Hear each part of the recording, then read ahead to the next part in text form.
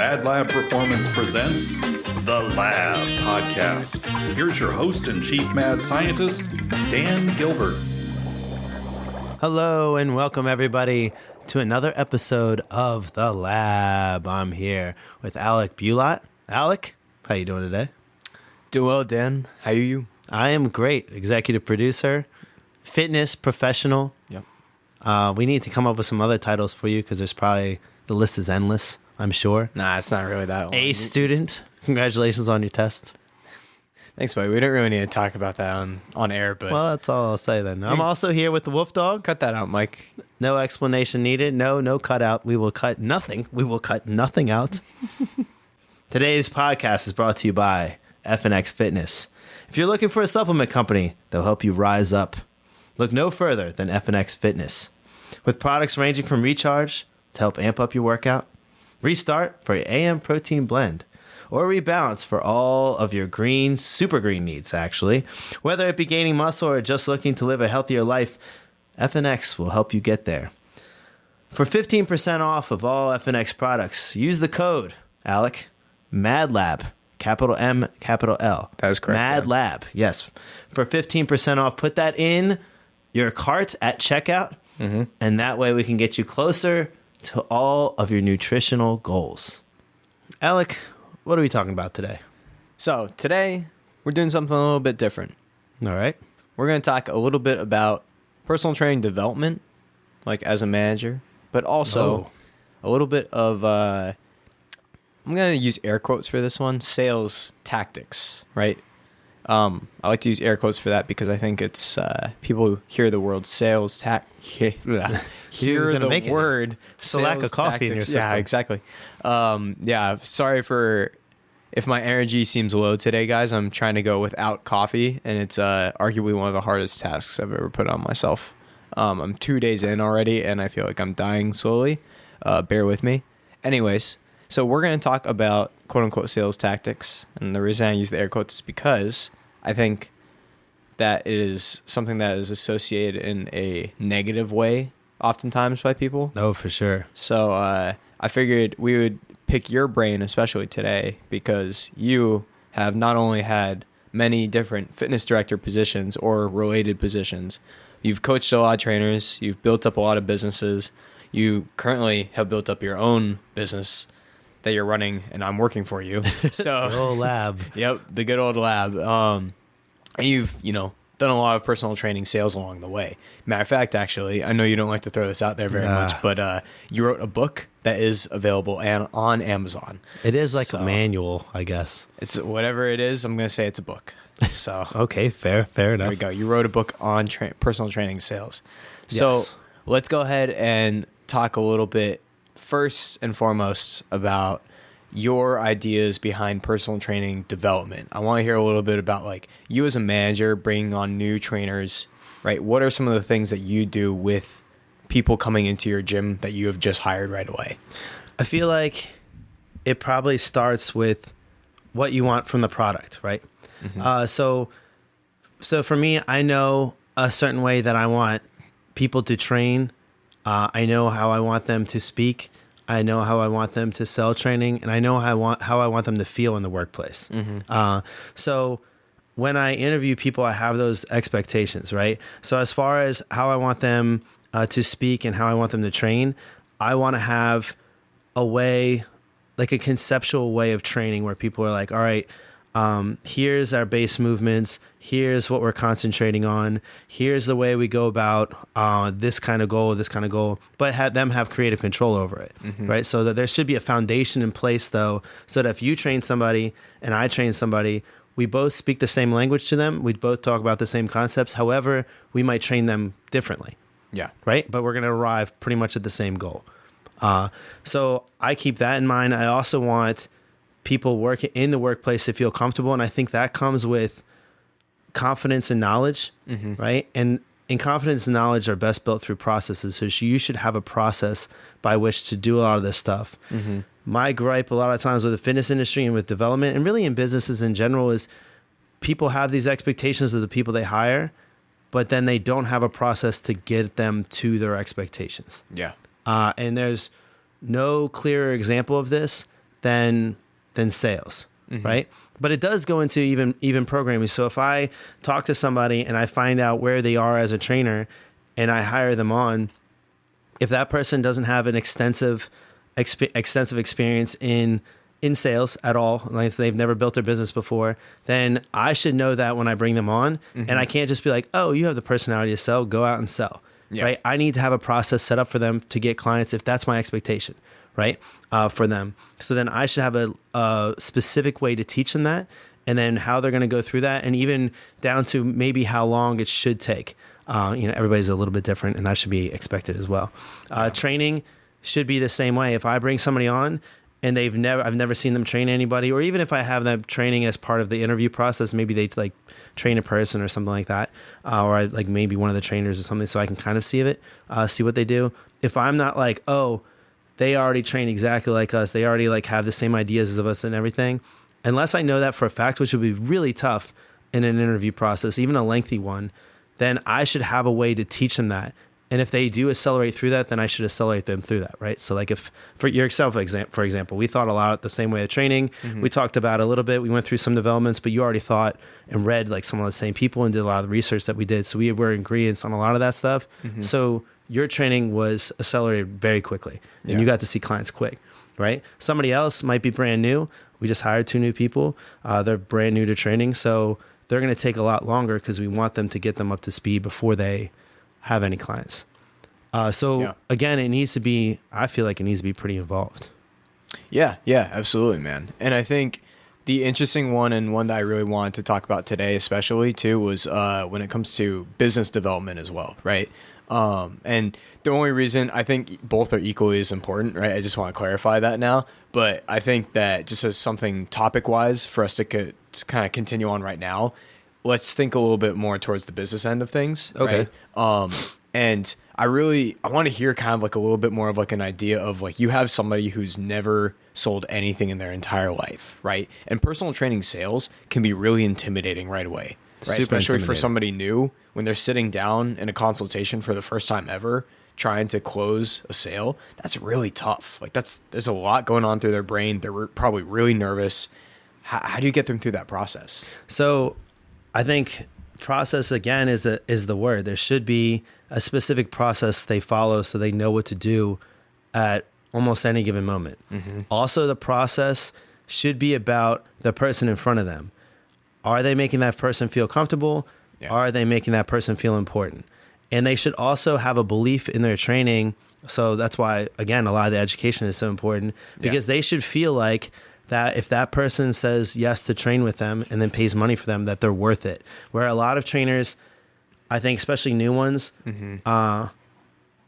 it's tough for them to charge for training at first or even ask for prices because they still don't have the confidence that they're worth it. And if you don't have the confidence that your product is worth it, then nothing else is going to matter until you figure that out. So with a bit of imposter syndrome. Right? Yeah, exactly. That's a really good phrase for it, for sure. But I would say coming up with a process to have all that happen is really important, right? If we're talking about business development, and so just getting people in front of them, that's one of my big gripes about the industry also. Because when I came in the industry, and you probably had some of the same things go on, because I know where you worked before, and every district manager, every fitness director, all of them are going to be different, but a lot of them are taught the same stuff. Right? You get somebody new in, they've never done sales before. What do? You go, and they're obviously not going to be comfortable. So you go, all right, well, how can we make you even more uncomfortable? Here's an idea. Sales is about numbers. So if you talk to 100 people, then 80 people are going to, like 70 people are going to sign up for you or whatever. And then 50 of them are going to show up, and then 20 of them are going to close. And then you'll make $1 million a month after that. Like the numbers are just ridiculous. They make it all a numbers game. So then they send you out on the floor and they go, all right, Alec, I need you to go talk to 20 people today, try to book 12 appointments. And you don't tell them exactly how to talk to them. Like, you should have a way for this to happen, right? Instead, it's like, all right, go bother somebody while they're working out and try to book that appointment right there. There's very few more uncomfortable situations that you can set up than that. And that one drives me crazy. Another one I see is set up a table with a fat monitor, and then have people find out how much body fat that they have. Yeah. Right. So if you're saying to every person, somebody's already uncomfortable going to the gym, let's say it's like it's Susie's first time in the gym. She is trying to lose weight. She might be like 40, 50 pounds overweight. Maybe it's like 20 or whatever. But regardless, she's uncomfortable, and maybe she's never ever been in the gym before. First day in, and you're gonna be like, "Hey, we're doing this. Hold this," and maybe she thinks it's part of what she's supposed to do. So then she goes up, she holds a thing. It says that she's overweight, which she already knew, and then the trainer tries to book an appointment, of which she may say yes to because she feels forced into it, or she just like maybe freaks out and says no. Either way, nothing you did right there made her comfortable. Yeah, like that just screwed up everything. Yeah, it's so fascinating because you Yes. literally just listed two things that not only was I taught but also used when I was me too. in the industry, especially as a personal trainer and fitness director. That's how we were previously. taught. Yeah. Yeah, I taught. I had it happen, so I had to go do it. Yep. And then at first, when I was fitness director, I taught it. Yeah. Too, because that's what I was taught. what That's you what my bosses would tell me to do. Yep. And then I watched it happen, and I was like, "This is a disaster." I was like, "This is also not how I ever build business with anything, and also this is not how I ever want to do business." Yeah. And part of business and what makes people successful in business is that they have passion, and it's hard to be passionate about something that you don't like. Right. So I was like, well, if I'm going to stay in this industry, I got to figure out a way to like this. And believe it or not, if you make people feel comfortable and you make them feel important, then they will do a lot. They will listen to you with a lot of things that you say and believe in what you say to do. And then also they'll do more. They'll be more apt to reach their potential, right? Whether it's an employee or it's a client or whoever, right? So then you have to have a way to do that. So for me, I wanted if I was at a commercial gym, for example, instead of doing that, I know I want to do a more long-term thing. Because let's say I have a new trainer. If I haven't taught them anything about training or programming at all, then what happens if they book 10 appointments on the floor? That's amazing. Yeah. But they can't service those 10 appointments by themselves. Yeah. So then I'm really servicing them and they're shadowing. It's definitely not the worst scenario. However, it should be more of a long-term play anyway, right? Because I have to teach them programming. I have to teach them sales, right? I have to teach them the assessment also because I have an assessment process that I think is a big part of the sale as well. And I also think it helps the trainers when they're going through the process because the assessment process is very comprehensive. It's not cookie cutter.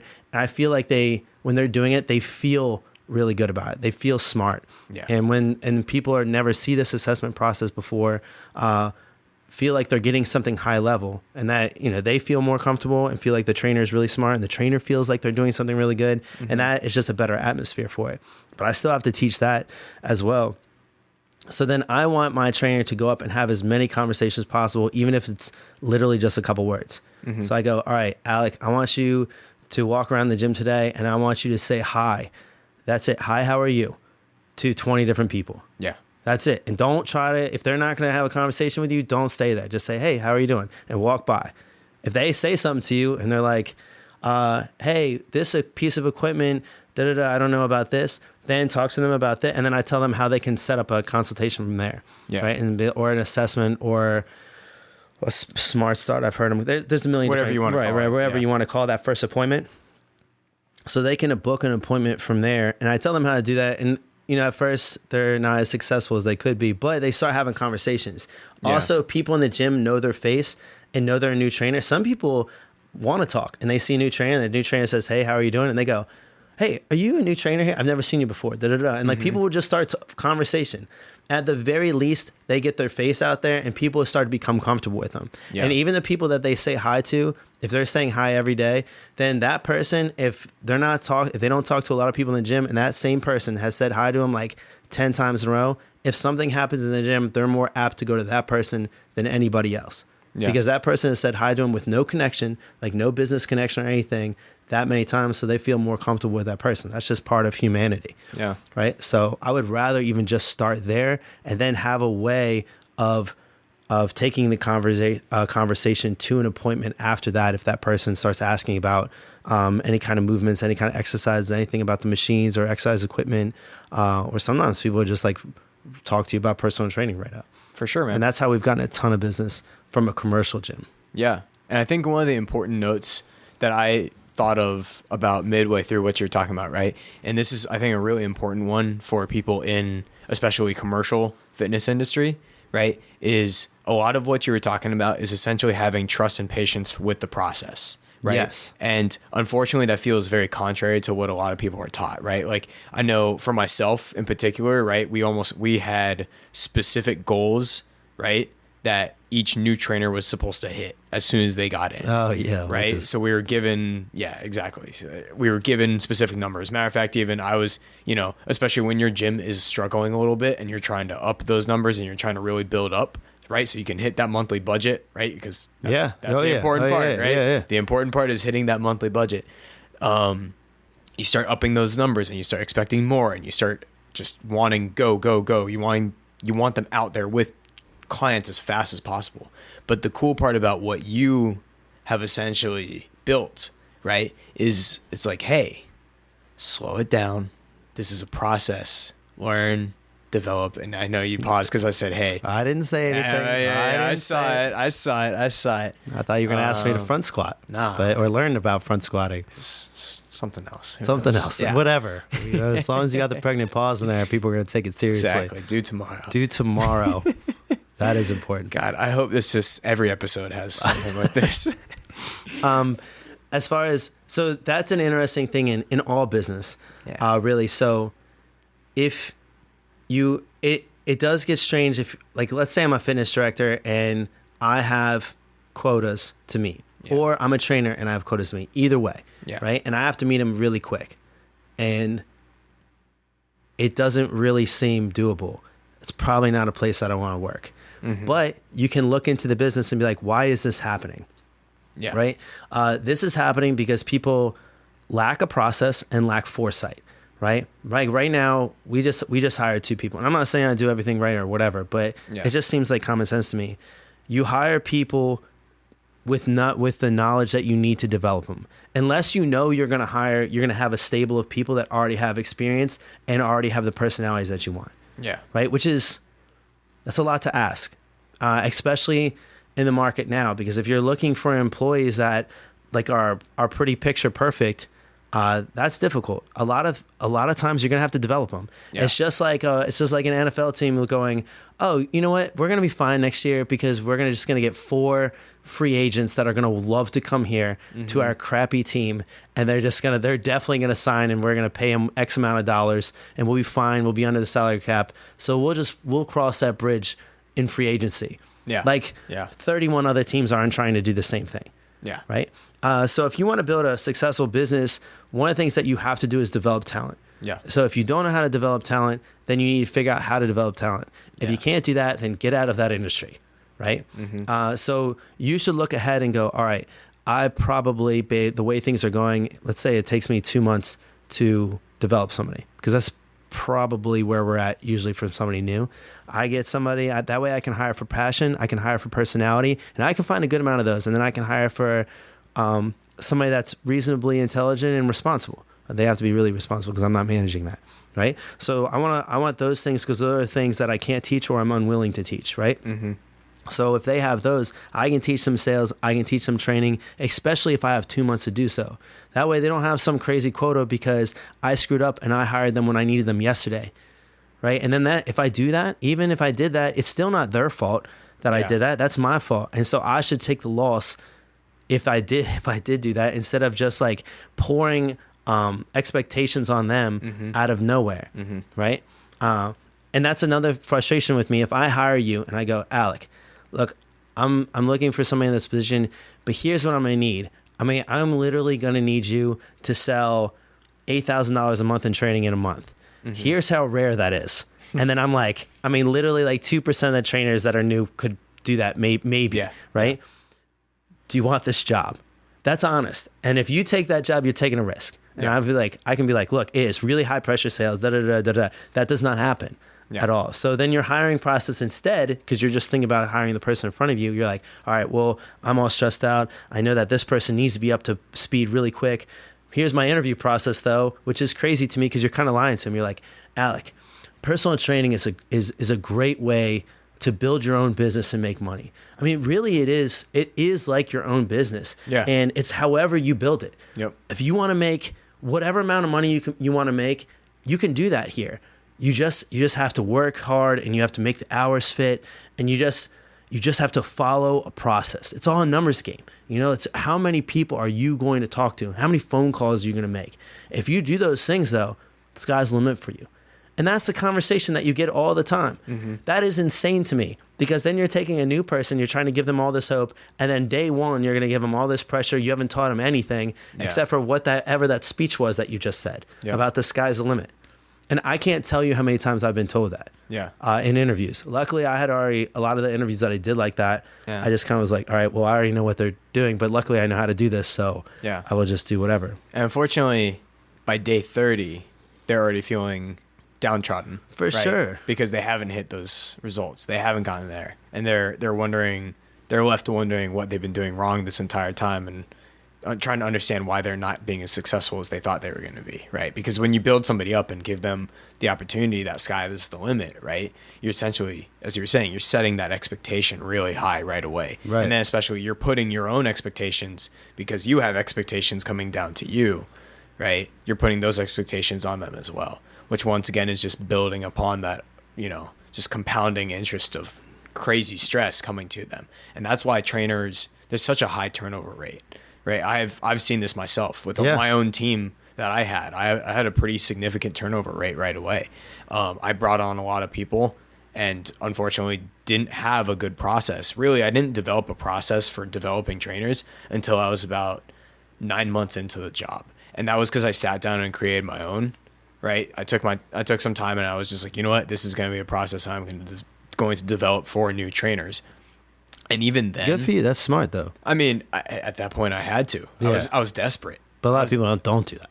Well, so that might be true. Commendable. But I was true. desperate I for. I haven't seen it too much in my own eyes. Subjectively, I haven't seen it a lot. But I don't doubt for a second that that's really true. I bet that's true a ton of places across the board. But I think the biggest thing that I found was, even with that training process that I put together, it still felt like it was a rough draft, right? There was so much still that I want to put together. And I think one of the things I was lacking from the start, right, was once again, that patience that you were talking about just now. That patience for the process, right? The process of not only understanding how to train, and this is huge as well. You said it, but normally we let people suffer a lot until they get to this point, is having confidence in their product, right? Because I know for myself as a trainer, I didn't feel confident in my product until I was probably a good certain amount of months, or maybe even a year in, right? Like I would sit down with people. Oh, for sure. I enjoyed what I did. I knew that I kind of knew what I was doing, but I didn't have that confidence, right? It only really came once I had my business starting to grow and grow, that I really started to feel confident with everything that I was doing, right? And not a lot of people are willing to take the time to get to that point. And everybody else is going to feel that way too. So then that's what you should look for when you're trying to develop a business, especially when it's predicated on talent. So unless you're doing all the business yourself, if you're hiring people, that's what you have to look at, right? I like to look at it, a pretty common sense approach that somebody smarter than me started, but I follow this religiously. So I always follow it like, do you have the right people? Yeah. Do you have the right product? And then do you have the right process? If one of those is broken, your business is broken, and you know what to fix. Yeah. Right? With people, you need to find out a way that you're going to develop them.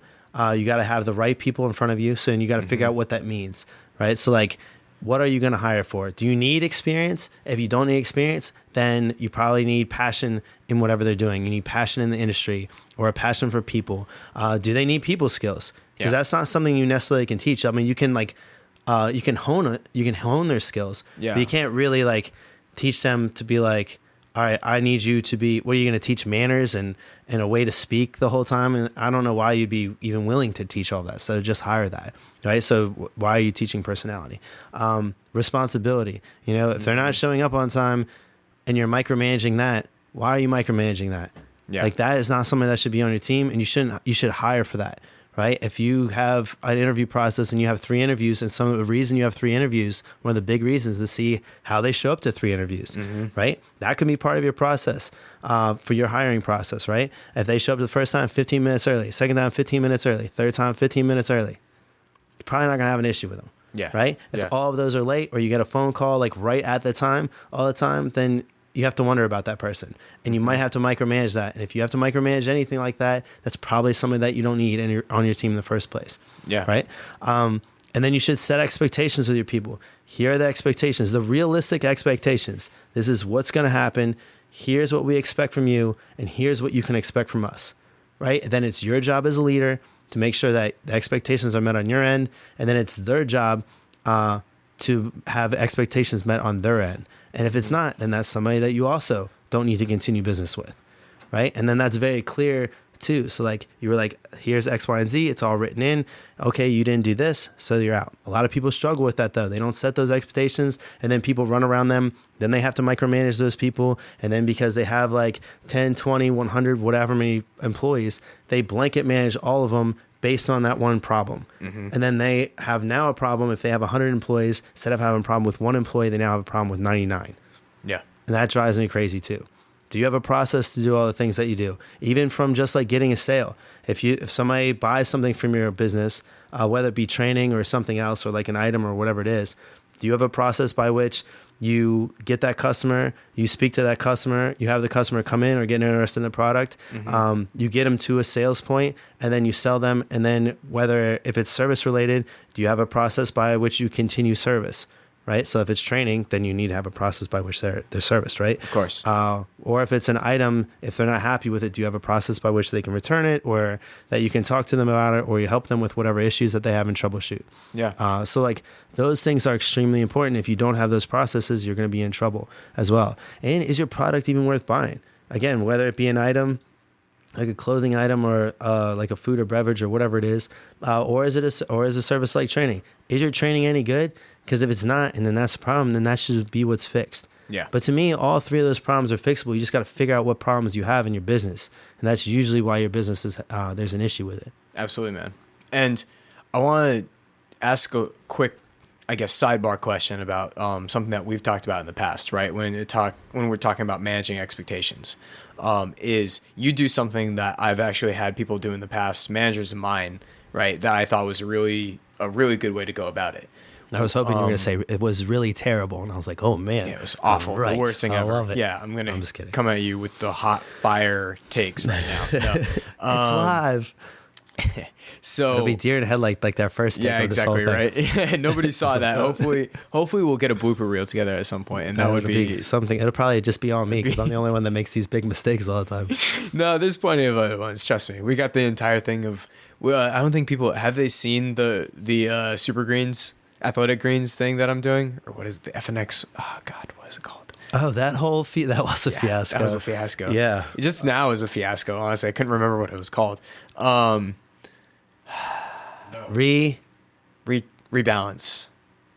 That's what that were. FNX Rebalance. Go get in the stores, boys and girls. Yeah. All right. So back to what we were talking about, though. You said you had mentioned in particularly that you sat down with your entire team, and you've done this a few times, and you, as far as managing their own expectations, you asked them, how much would you like to be making? Yeah. Right. Yeah. And I think that's a huge asset, right? Because this kind of comes back to what you were talking about as far as people goes, right? Is your population happy? Are the people there happy right now? Are they making what they want to be making? Right. I think that's an important notion, because at the end of the day, like what you want to be doing as a manager is making sure that your team is happy being there. Right. Yeah. Because otherwise you're going to transition. So even like not even looking at it from a human standpoint, because I look at everything from a human standpoint. So like that seems like a really easy argument from there, because you just want people to be happy around you. Yeah, of course. Like that's which is like which everybody should feel, especially as a leader. But even if you just take that part out and you just look at it from a business aspect, transition causes problems, especially in service, like long-term service industries, right? So like personal training should be long-term service. You should have people training with you for months, for years, right? Or even if it's even if you don't have training clients that long, if you're in a gym where you want customers for that long, and maybe the training clients are shorter for whatever reason, I mean, it shouldn't really be, but even those customers see trainers training and they see new ones all the time. They're not comfortable with that. People don't want to see new faces all the time. Yeah. They want to see a new face that's celebrated coming in to the team. And the team has a core, like a nucleus to it, right? And if somebody leaves, there's like some reason they're leaving and they even get notified why, right? Like, oh, this person's moving to California because they just became governor of California somehow. And they're like, oh, wow, somebody from MadLab became governor. That's awesome. And like everybody like celebrates it and then they have a good send off. Like people feel good about that because then they got some closure or whatever. When they see 3 new faces in the gym and then they see 3 old faces that are gone, like they're always wondering what's happening. Why is this like that? So why is this like that? So the questions abound. And that's not good. And then also it takes time to develop people. It costs money to hire and develop people. People don't realize the amount of cost that takes, because then you have to take all those non-session hours or whatever you want to call it, right? To make sure that you're developing them. Consultations as well. Consultations are, you're paying your own them for time. Consultations. Don't even think your own time is money. Yeah, right. So if I'm developing somebody for 8, 10, 15 hours a week, that's 8, 10, 15 hours a week that I'm not dedicating to either that business or something else that I could be doing. Yeah. So exactly. You're expending your own time, right? Especially, and let's say you have 3 new hires. Yeah. Right. If you're spending 15 hours per week with a person, that's pretty much your entire time. Right. Right. And I know you know this feeling as much as I do. Like when I was in the thick of it, like 60-hour weeks were not even close to out of the question. Oh yeah, I know. Like it was matter of fact, I would say consistent was a 60-hour week. I was at the gym pretty much every day, and that was a lot of that time, especially when I was going through high transitionary periods, was, trying to make sure that I was taking on new trainers, training them how to effectively go out there, and that's really tough. That's really tough. You can get burnt out from that because developing a new trainer should be, to me, it should be fun. Like I love it. It's one of my favorite things that I do. Maybe my favorite. I do a lot of things that I like though, which is cool. But I do, MadLab's fun. We get to do this stuff. I like sit in a podcast. The wolf dog's here sleeping. Everything's great. But that's one of the things that I love to do. However, if I did it time after time and people, I didn't do it well and they transitioned away or they quit in the process or whatever, now I just feel like I'm spinning wheels and wasting my time. Also, then I start to feel like something is wrong with what I'm doing, and then that makes you not as productive as whatever else you're going to do, and just not as happy in life in general, which is going to make everything more difficult. So I think that's a really good point. It's tough, man. Yeah, because that burnout is going to show up for the rest of the business, right? If you're happy and productive yourself, then that's going to continue to seep through for the rest of the team. I think it's also important to have it depends where you, like how close you are to the people that you're always going to be supervising, no matter what hierarchy, you're always going to be supervising some amount of people, right? Yeah. So if you have, even if you are technically overseeing 500 people, but let's say those 500 people have 10 main managers or something. Yeah. Right. You really supervise those 10 people. Yep. And those are the people that you got to keep the most pulse on. Yeah. You still want to know some of the other 500 and stuff like that, but you can only do so much. So you keep pulse on 10 of them, right? You should have an idea of what's going on with them, right? If you're a leader. So to me, I mean, obviously I'm just in charge. I just have however many trainers that we have now, 7 now, because we just hired 2. Yes. 5 plus 2 equals 7. Mike, right? Wow. So, I'll use Python to do that. There you go. Mike's teaching me coding, so but whatever. So I need to have a pulse on what's going on. So I need to have an idea. With that many people, it's not a ton of people, right? Yeah. I should easily, especially because I do payroll, I should know how much they're getting paid. So I look at payroll and be like, oh man, like if, for example, if I'm looking at your payroll, I'm used to doing your payroll. It's only 7 people, right? I'm used to doing your payroll. Let's say we're 3 months down the line, all of a sudden you have a really down payroll. Yeah. I need to know that and be like, what's happening? Yeah. Like, is Alec pulling away from training? Or did something happen to a lot of Alec's clients and he's in a bad spot now? Like, because he might be like, oh, or is it just something like I go to you and be like, Alec, did this happen? And not from a disciplinary thing, just to be like, curious. Dude, are you okay? Yeah. Yeah. And then you go, well, Dan, I was just on vacation for almost the whole pay period. And you're like, I'm like, oh shit. All right. So like whatever it is. Yeah. Oh, or you're like, no, man, I lost 4 clients. Like the 4 clients that you paused were all my clients, or whatever. I need to know that stuff because then I've taken care of it before it gets to be like a month, 2 months, 3 months where you're financially starting to struggle. And what's going to happen? You're going to start to look for other jobs, or you're going to start to like at least become somewhat resentful or jaded from training because you're not getting what you want out of it, right? Or maybe your schedule is the opposite. Maybe it's gotten insane and you're like, Dan, I'm doing school. I want to train 20 hours a week.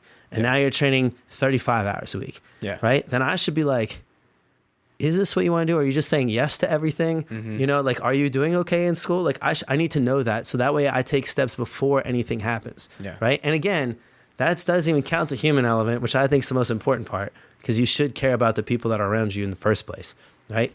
But besides that, even just from a business element, you should do that for exactly the reasons that are listed. So So I mean, it makes sense though. Like, if you care about the people, then at the end of the day, they're going to want to be there, right? Yeah. And then once again, and I like do you say there are 3 Ps? There's the people, product, and then process.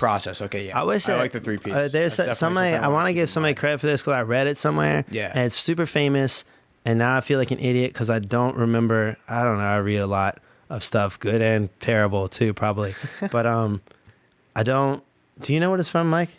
No, I do not. Can you look it up real quick and get back to us? Nothing makes us feel like more of an official podcast than asking the producer to look something up. Oh, that was great. Yeah, now I feel like I'm Rogan talking to young Jamie. I was going to say, we're actual podcasters now. I'm pretty sure it's official. Because he always has Jamie. He's like, Jamie's the Google wizard. Yeah. He's like, Jamie, look this up. Yeah. So yeah, now I feel super professional. You might as well be Joe Rogan. What am I looking up? That's important. People, process, product. And then it should come up with some kind of, I feel like it's a book. I don't know. Maybe it's Good to Great, which is an excellent business book, by the way. Good to Great. From Good to Great, I think it's called. Good to Great. I think I've heard From Good to Great. Yeah, so it's like Good to Great itself, no. I think it's one of the best business books that you can read because it talks about a group of companies that are considered great. So they have metrics, obviously, that what they consider a great company, and that it has to do with revenue, it has to do with like surveys of employees, it has to do with like a transition of employees or employees that are hired within, and like a bunch of stuff like that. So then they figured out what were great companies, and then they tried to figure out what was what the comparison of them. So like, what are the things that these companies did? All of them. So I think they had like 7 or something like that that they had really detailed, and then they figured out what those companies did well. And then they also had companies that were doing really well revenue-wise and then kind of tanked, and they figured out what those companies had in common and screwed up. So it's really cool. It helped me a lot with business. Actually. That's interesting. Yeah. I might have to look that, see if I can I get think I that have on a hard Audible. copy of it.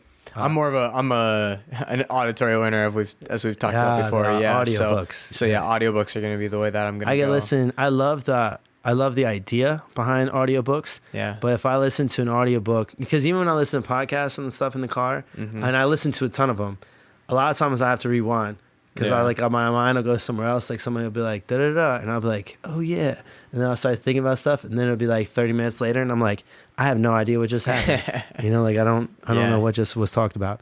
Yeah, So. I mean, it's the concentration skill is a different topic in its own. Sometimes I float through podcasts as well.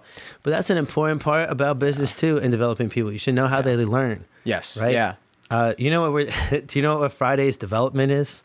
I'm curious. We're taking personality tests. Wait, are we really? But Is this for real, because of the conversation that we were having? 100%. No, really? Yes, it is. Which one are we doing? I think we're gonna do the one that you detailed in the Myers-Briggs. Myers-Briggs. That's a long one, dude. I know. Well, at the very least, we'll get people started on it. I was gonna say because I think we could get it through in the hour, or even less. But it's an extensive.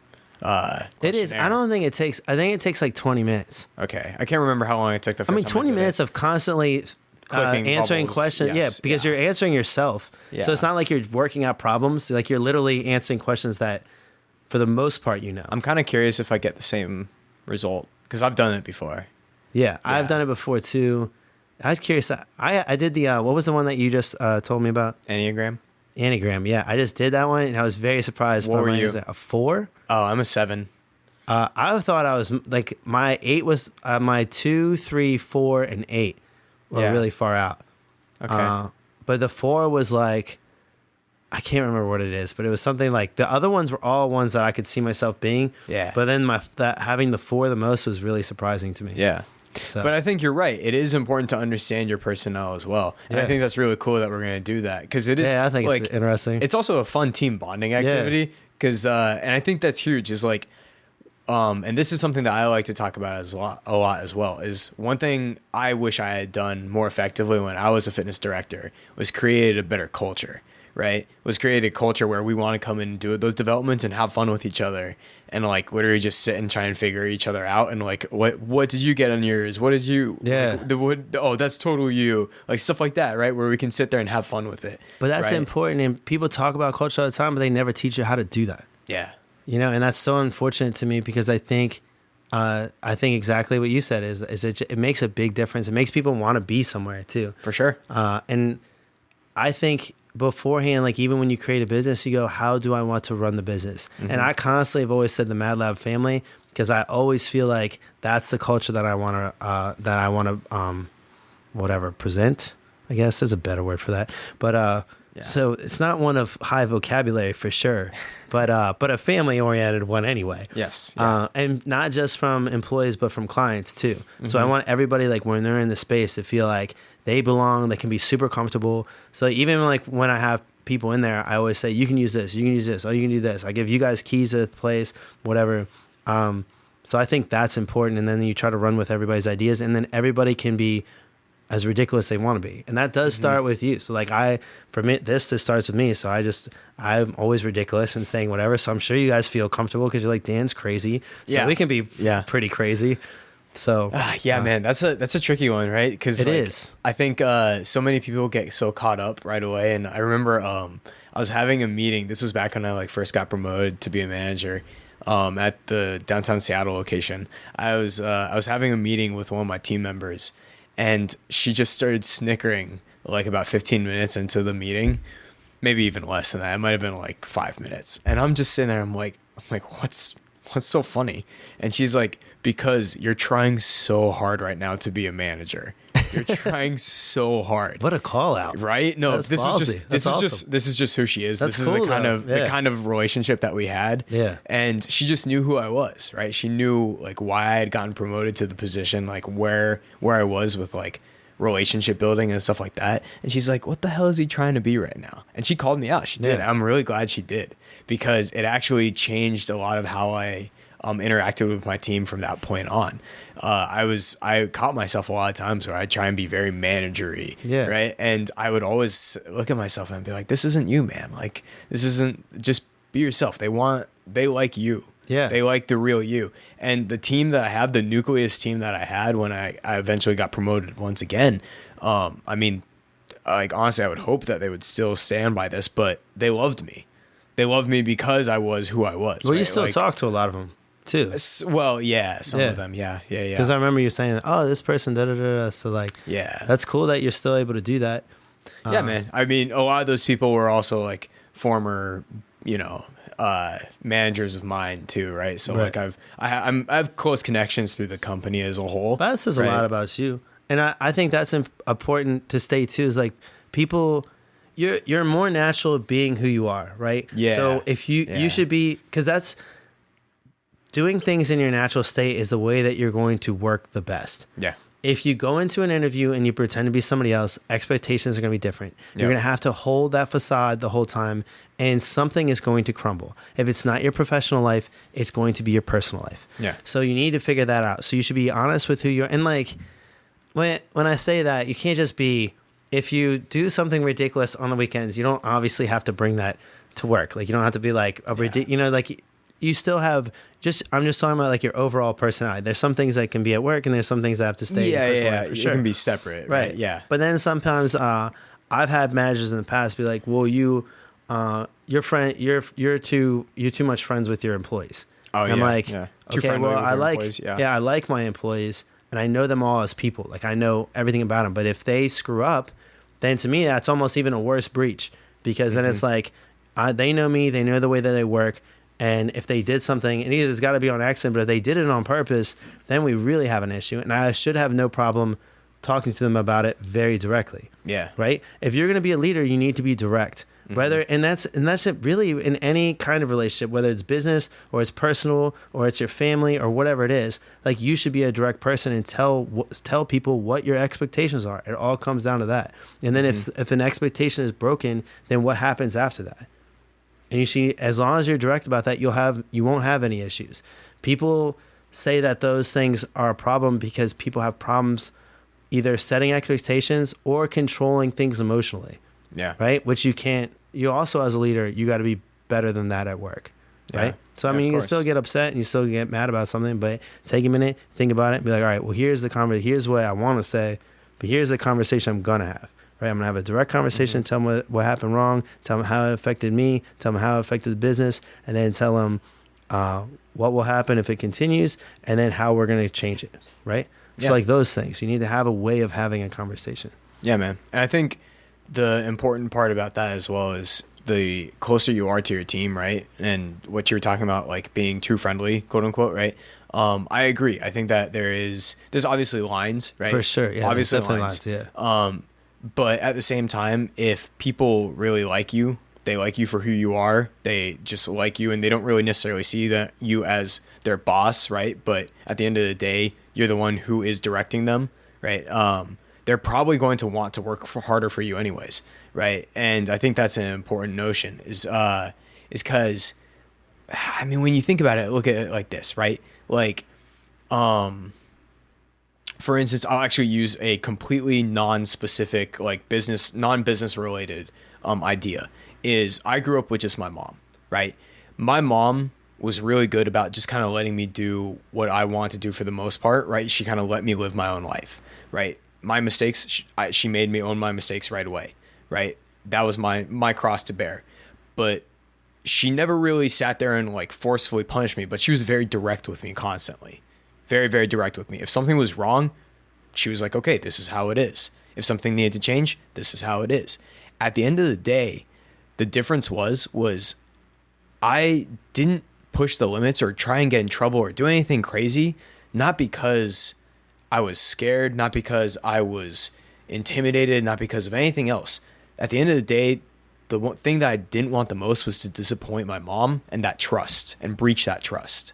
And I think the same type of relationship is important to be able to develop in a fitness director, personal training world, right? Is if you can have a relationship where they want to make sure that they're trying and doing what they know is right, by your standards, and trying to help out consistently and making sure that you are happy because you're giving so much towards them, right? Yeah. That at the end of the day, they're not intimidated about losing their job. They're not intimidated by you. They're not scared about getting written up. What they really don't want is to essentially let you down, but also at the end of the day, just they want you to be able to do what you're doing as well, and they want to be a part of that. Yeah, which I think is an amazing thing, because when you have people doing extra stuff for you like that, then you're like, oh man, that's really cool. Like they really want this to happen, or like, oh, we can't let Dan do this, and this because we know like he's going to be unhappy doing this, so we're going to do this instead, which I think is amazing. Like that's one of my favorite things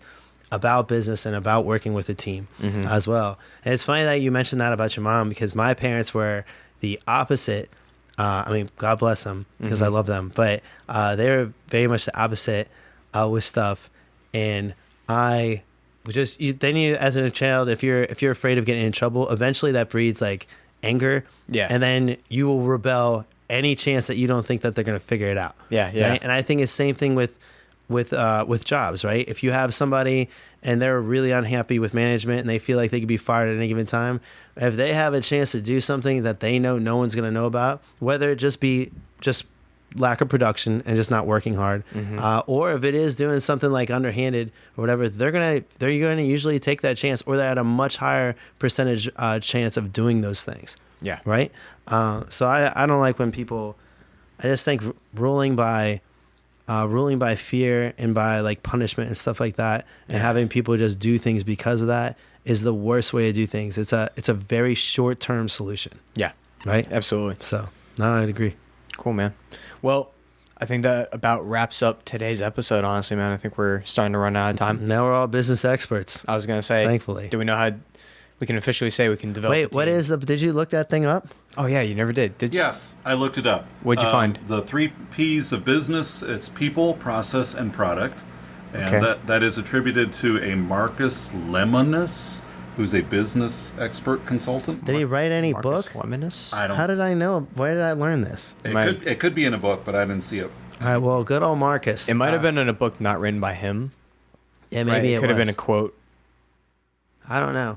Well, I don't remember how I learned it, but that stuck with me. Maybe it could have been actually in a company's development. So I might have been working for a different company, and I learned it, and I was like, and they probably didn't apply it. But then I was like, oh, this is great. Yeah, people throw a lot of acronyms at you in the business world. It's hilarious because I've worked for a couple of companies that had amazing developments like that. Like they had some crazy ones, and then they didn't follow them at all. And I was like, how could you just have this great development for your employees? And it's so amazing. And I'm like, I learned so much from it. And then you manage, then I would get managed in certain ways. I'd be like, but I'm doing what you just told me in this development. And they're like, well, it doesn't work. Other than I'm like, okay, now who am I? So yeah, I've had that happen a couple of times. Yeah, I think some that's very specific examples that I'll tell you off. Off air. Yeah. There's a lot of misalignment. I think that's true to certain respects in relationship and human nature in general, right? Is when your development and what you're doing and what you're talking about it doesn't align deep down with what you're doing, right? In behind scenes, right? Because having a development looks really good, and it's something that everybody talks about being a crucial part of business.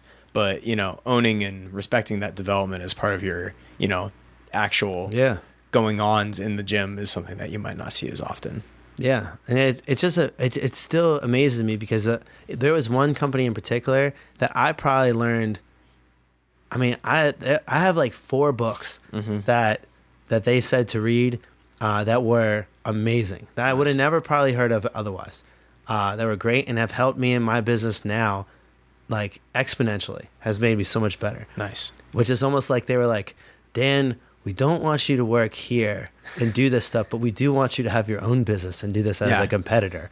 I'm like, all right. You were meant to be great, young one. Thank you. Push you away. Thank you for that. But whatever. Yeah. So it's just interesting the way that life works and the way people do business. But I think you're right. People think that developments are a certain way. They just need to listen to some of them. Yeah. Because there's some smart people out there, like old Marcus.